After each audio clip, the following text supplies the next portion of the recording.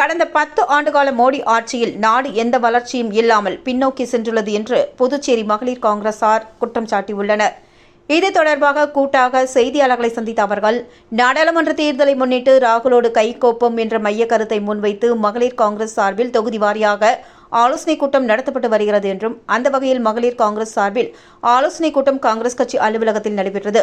மாநில மகளிர் காங்கிரஸ் தலைவி பஞ்சகாந்தி தலைமையில் நடைபெற்ற ஆலோசனை கூட்டத்தில் துணைத் தலைவி ஜெயலட்சுமி, பொன்னி சுப்ராயன் மற்றும் மகளிர் காங்கிரஸ் நிர்வாகிகள் டாக்டர் விஜயகுமாரி, நிஷா உள்ளிட்டோர் கலந்து கொண்டனர்.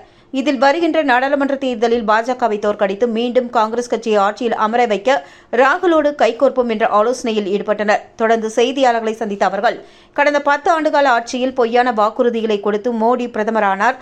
தற்பொழுது ராமர் கோவில் வைத்து ஓட்டு வாங்கி வெற்றி பெற்று விடலாம் என்று நினைப்பதாக குற்றம் சாட்டினார். மேலும் அத்தியாவசிய பொருட்கள் விலைவாசி உயர்ந்துள்ளது. சமையல் எரிவாயு, பெட்ரோல், டீசல் விலை மற்றும் சமையல் எண்ணெய் என அடுக்கடுக்காக விலை உயர்ந்து காணப்பட்டதற்கு குற்றம் சாட்டிய அவர்கள், மீண்டும் நரேந்திர மோடி ஆட்சிக்கு வந்தால் மேலும் விலைகள் உயர்ந்து குடும்பமே செய்ய முடியாத அளவிற்கு தள்ளப்பட்டுவிடும் என்று அவர்கள் ராகுலோடு கைகோர்த்து மீண்டும் காங்கிரஸ் கட்சியை அரியணையில் அமர வைக்க அனைவரும் பாடுபட வேண்டும் என்று வலியுறுத்தினார். இந்த சந்திப்பின் போது மகளிர் காங்கிரஸ் நிர்வாகிகள் 100க்கும் மேற்பட்டோர் உடனிருந்தனர்.